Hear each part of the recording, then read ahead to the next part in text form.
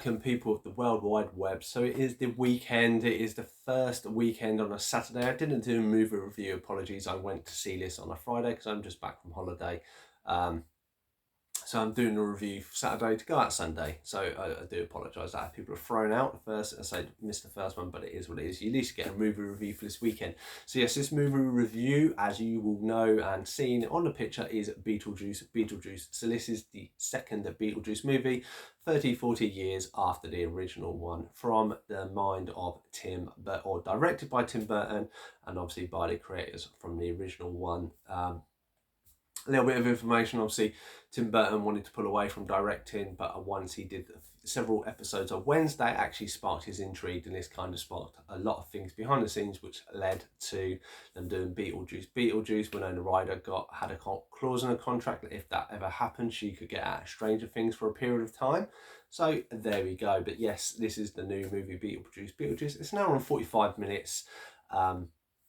And if anybody hasn't seen the trailer or doesn't know what happens, essentially this is the Dietz family. Lydia, obviously now grown up, a mother to herself, to a young child, Astrid, played by Jenna Ortega. Lydia's husband has died many years ago, which you find out, played by Santiago Cabrera. Richards, who you only meet for a small period of time. This obviously then features Catherine O'Hare as Delia Dietz.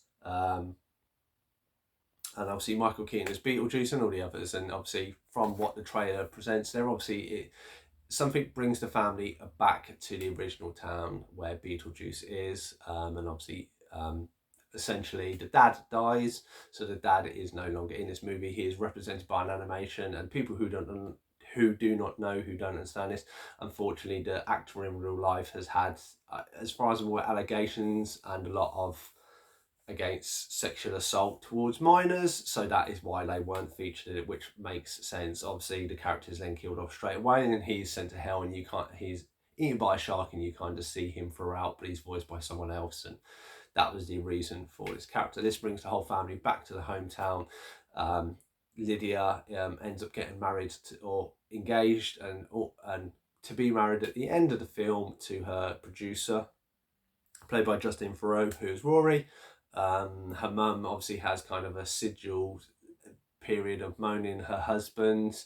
Very Catherine O'Hare, if you remember her from Schitt's Creek. She has a few more kind of traits that are in there. Jenna Ortega's character Astrid is kind of a little bit lost, and she bumps into a young lad, and then it kind of all spirals, leading to Beetlejuice to come in, as well as Beetlejuice having a few issues going on with his own world. There's quite a few story complex going here, there and everywhere.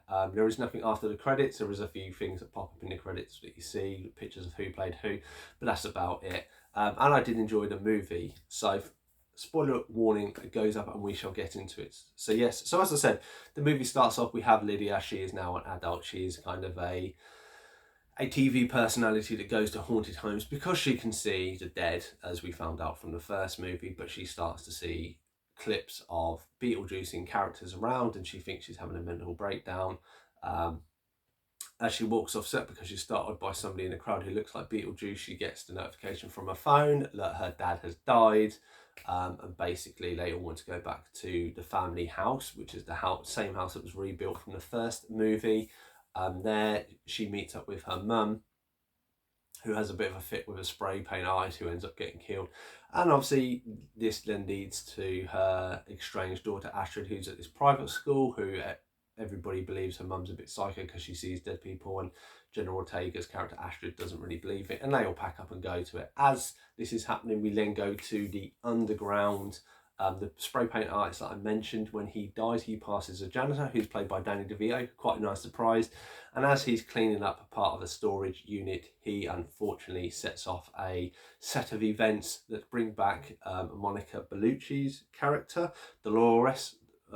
You've never seen her before, and she is basically the fiance of Beetlejuice himself back in the day, and this is a bit of a backstory that you see. So she is then brought back, staples herself back together, and then goes on the hunt. She is a soul sucker, so she sucks the souls out of certain characters throughout this, and they all kind of go limping into like these soggy costumes. Quite funny. So then this takes you back. You have the visual of the dad dying and obviously all the people in attendance. This is when Rory, the manager to Lydia, Winona Ryder's character, proposes to her, and kind of she gets guilt tripped into them getting married on Halloween because she likes everything Halloween and stuff like this. In between this, Astrid kind of feels that this is all a melodrama, drives off, and then ends up meeting a young lad, Jeremy, played by Arthur Conti, and strikes up a relationship with him within a short period of time, and then basically wants to hang out him on Halloween just before her mum gets married. As she goes to meet up with a boy, he says that this is the realization that he's dead, which I saw coming a mile away, and basically he then takes her to the afterworld so she can see her dad, but so he can come back to the real world. At this time, it is then Winona Ryder's character comes to the realization that her daughter's actually gone to a house that is possessed or was possessed and cannot be sold because the demon there is a young kid who actually killed his parents. So she chases after him. He manages to get, and basically he's going to swap his life with Astrid, the young daughter in it. While this is going on, Catherine O'Hare's character, the mum Delia Ditz, she's having a sigil with some snakes that she says have been defanged, end up biting her, she dies, and then she goes to the afterlife as well. So you've got all this really going on, and then she's having a frantic thing of trying to find Charles. So this is then when the big kind of Beetlejuice side of things there. So not only is Beetlejuice hiding in the afterlife, but because Delia is now calling him up to help her get her daughter back, then he kind of he's helping people out. He also helps Diddy, the mum, out as well, swapping in and out, helping all these characters and stuff like this. And then I'm not going to say too much. It's all these different stories. You have to meet the soul train of where their lives going to take to the underlife. Everybody kind of manages to rescue the family from the underlife, and they manage to go back to the real world for the wedding. But just as the wedding's about to happen, Beetlejuice intervenes even and injects Rory with a truth serum, and Rory lets out that basically he's just using it to get the money and everything else. The wedding's called off, but then Lydia had signed a contract with Beetlejuice for a wedding, so they have this montage of about a cake and a song thing. There are quite a few songs here and quite funky, and this is quite weird. And then it kind of there's some come-uppance to while this is happening. Then Dolores' character turns up as well. Then thanks to Astrid Ditz being very clever, she manages to dispatch all the bad guys except Beetlejuice, realise that the contract is null and void, except for the mum, unfortunately, has to go to the afterlife, and she goes to the afterlife with the dad. And it leaves Lydia and Astrid to kind of live their lives and go on to do what they want to do. In the afterlife, they do meet her dad, who she never gets to see because he disappeared and they don't know, they assume he's dead and all this stuff.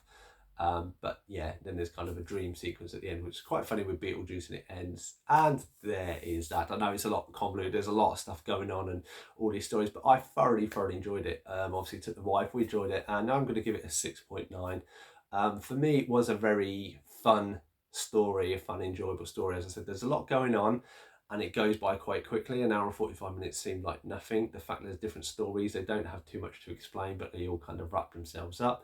The musical numbers were quite ingenious there. I say the fact that I knew the son was dead, that was just me being over analytical of stuff, and I'm very good at picking up on that because I've seen so many films. And there's just little, the way stuff is shot, and as I use example, when she meets the young lad, he's in a tree house and he's like, where have you been all my life? And there's sort of, it just feels like there's something isn't right. And then when he takes her into his house later on the next day, the parents are there, but you never get to see the parents and they don't talk really. And it's like that, it kind of already, like, you're not seeing their face because obviously their face isn't there or something's happened to them, and that is exactly the point, and that's what I picked up on.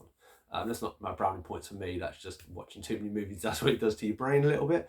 But yeah, thoroughly enjoyed it. I think Tim Burton did an amazing job. Michael Keaton, brilliant. I say, in a way, it's a very much a continuation of the original story. It keeps true and keeps a lot of elements. It's a lot of practical effects and stuff, some little animation like there was in the first one.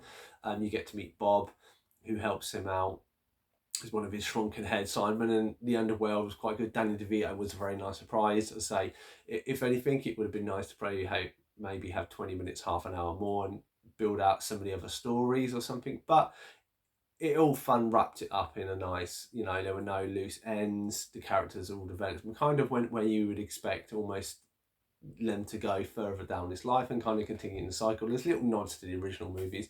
It was just enjoyable. I mean, I don't know if because I'm a bit underwhelmed of most of the films of this year, it was just enjoyable to watch a nice movie. I know it's a kind of sequel set many years after the future, but it was nice. I really had a good time. I say there isn't really much I can say negative about it. It just, as I say, it just wanted a bit more, that's all, but that's always good to leave you with more. Anyway, this has been my review of Beetlejuice Beetlejuice. Have you seen this movie? Let me know your thoughts and feelings down in the comments below. I've been Cypher Sigma Screen Time, and I shall see you in the next one.